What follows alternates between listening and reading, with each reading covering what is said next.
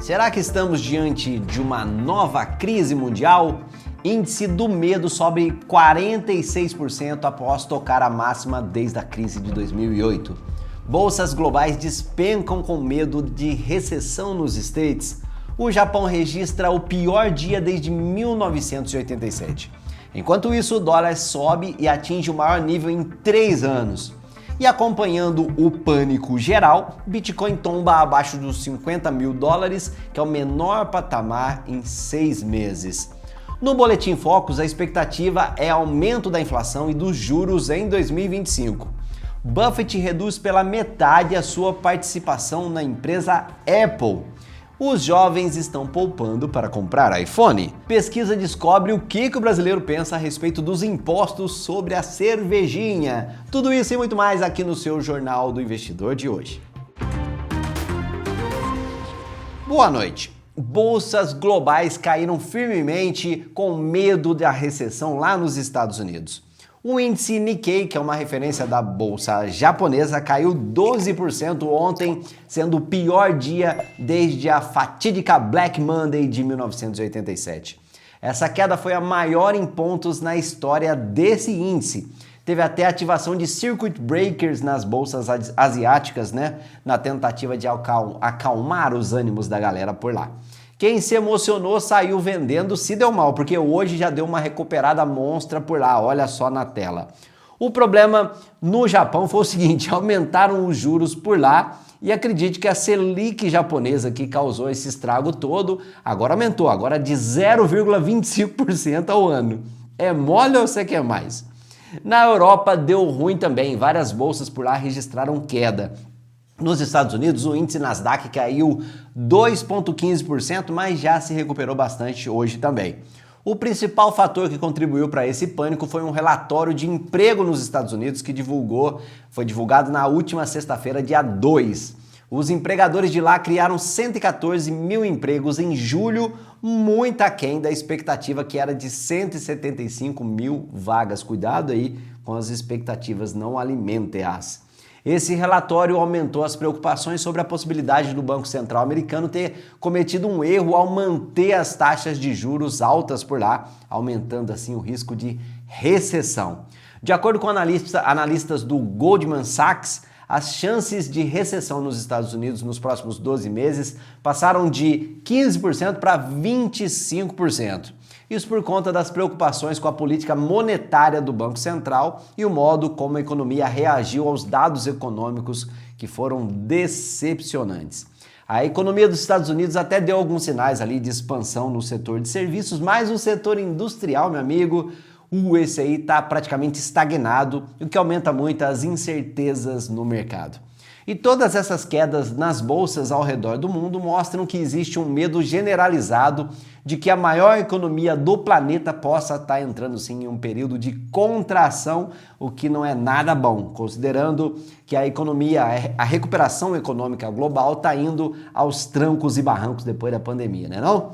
E você aí do seu lado, você acha que tem fumaça, aliás, você acha que tem fogo onde tem fumaça? Você acha que tem crise vindo aí? Comenta aqui. O que você talvez não saiba é que é sim possível medir esse pânico nos mercados por meio do índice VIX, o Volatility Index. Se você ouvir falar índice VIX, transmite praticamente a mesma ideia, VIX. Olha aí o gráfico de um ano desse cara. E no gráfico aqui dá pra gente ver o que muitas notícias disseram ontem, O índice do medo subiu 65%. Na verdade, o VIX chegou a subir 170%. Esses números refletem o medo de recessão nos Estados Unidos, mas também as incertezas sobre os conflitos no Oriente Médio, que deram uma escalada gigantesca lá depois que faleceram o líder do Hamas. Depois de subir tanto, o VIX caiu, como dá para ver no gráfico aqui de 5 dias. E nesse período, na fritada aqui dos ovos, ele subiu 97,5% e agora descansa é modo de falar, não tem nada garantido. Para você ter uma referência, lá na pandemia, o VIX subiu 425%, passando dos 66 pontos. Os analistas dizem que apesar dessa diminuição da alta do VIX, a incerteza é a única coisa garantida. segue firme ali enquanto persistirem as preocupações com relação à economia americana e também os conflitos geopolíticos. Ai, ai, ai, hein? Pânico lá fora e aqui, idem. Ontem o Ibov chegou a cair 2,18%, mas deu uma boa recuperada. E como é de praxe, quando a bolsa cai, quem é que sobe? Quem? Ele, Raimundo Nonato, o dólar, que deu um pico de 5,81 e fechou no maior valor em mais de 3 anos. Mas hoje já deu uma aliviada ali, deixando o sonho da Disney um pouquinho menos distante.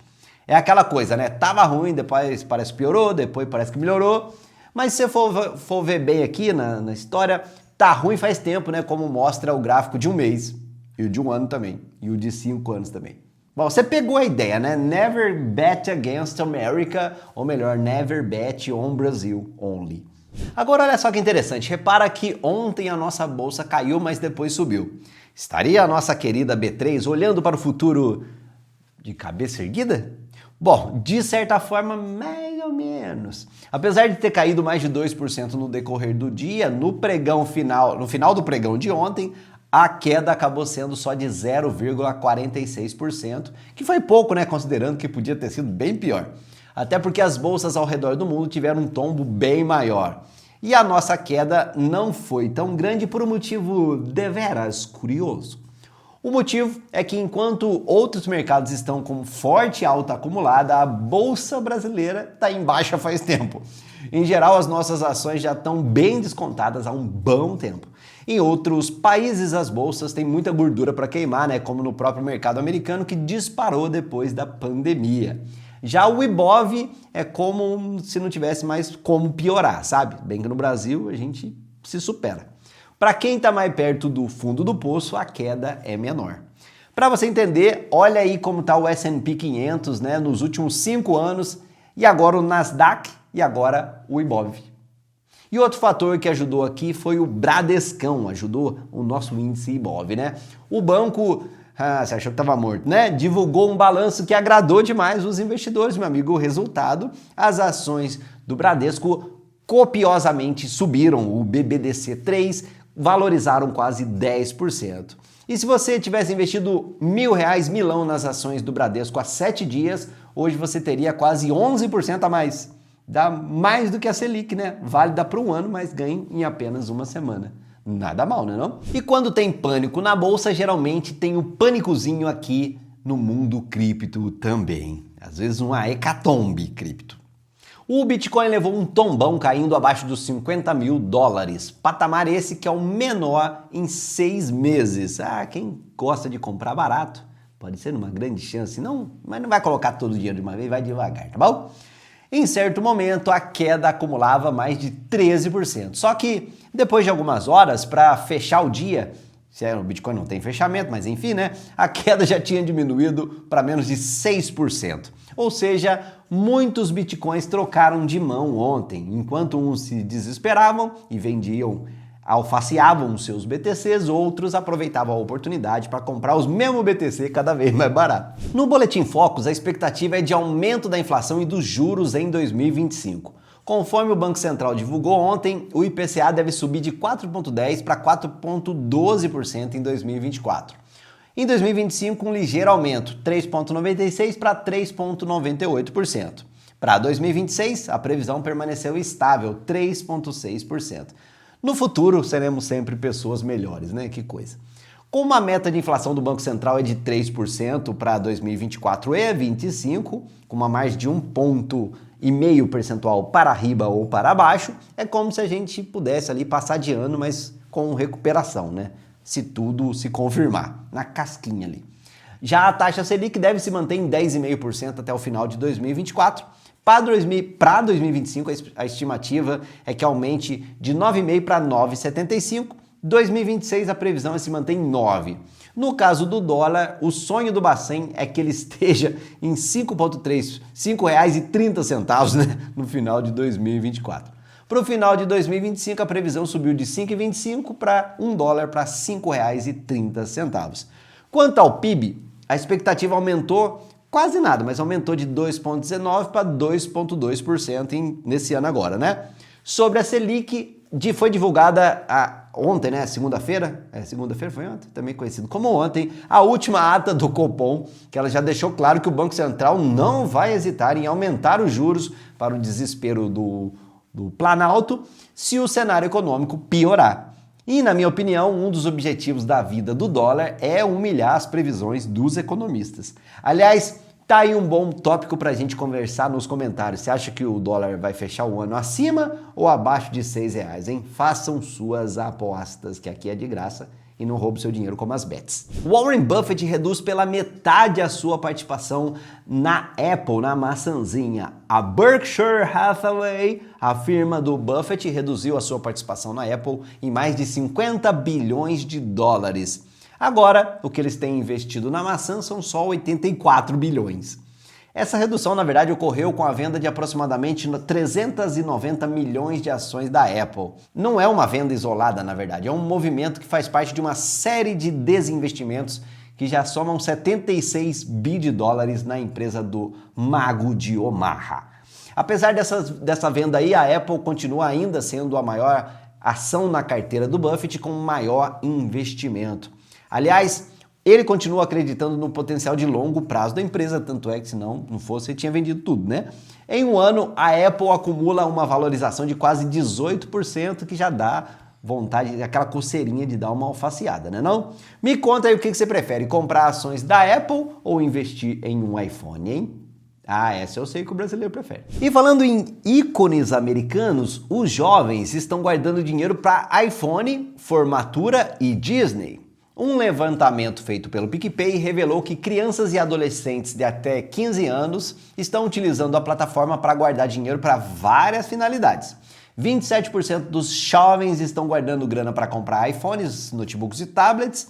Já a educação aparece sempre depois, né, como a segunda principal meta aqui, com 18,5% dos entrevistados pretendendo usar a sua economia para pagar faculdade, intercâmbio, formatura, cursos e materiais escolares.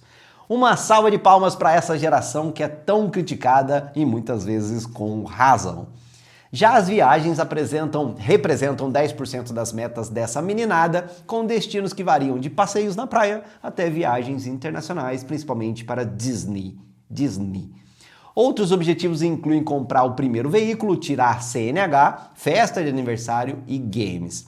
Um fato curioso, né? Tem jovens nomeando as suas caixinhas ali com termos como ficar rico ou conquistar o seu primeiro milhão. Olha aí que belezinha, rapaz. Será que estamos vendo uma geração que entende a importância de guardar dinheiro para conseguir alguma coisa? Ou será uma pantonímia, um mero devaneio, um sonho de uma noite de verão desse educador financeiro que vos fala, hein? 7 de cada 10 brasileiros consideram impostos sobre cerveja altos. Essas pessoas se preocupam com a possibilidade dos impostos aumentarem ainda mais, dependendo do que acontecer com a reforma tributária que está tramitando no Congresso. 70% dos entrevistados dizem que o aumento do imposto na cervejinha nossa de cada dia vai prejudicar o lazer e os momentos de confraternização dos brazucas. E 80% acham que os mais ricos vão poder pagar pela cerveja mais cara, mas os mais pobres vão ficar chupando o dedo. A pesquisa que trouxe esses números mostrou que o quanto que a cerveja, a breja, é importante na cultura e também na economia do Brasil. 93% dos entrevistados consumem regularmente a danada e 77% acreditam que beber uma com os amigos é melhor para a saúde mental do que passar tempo nas redes sociais. Qualquer coisa é melhor que isso, na verdade. O que você acha, hein? Compartilha o nosso jornal, essa edição aqui com seus amigos para todo mundo ficar bem informado. E obrigado pela sua companhia, seu apoio de sempre aqui pro nosso canal. Valeu, tudo de bom! Boa noite!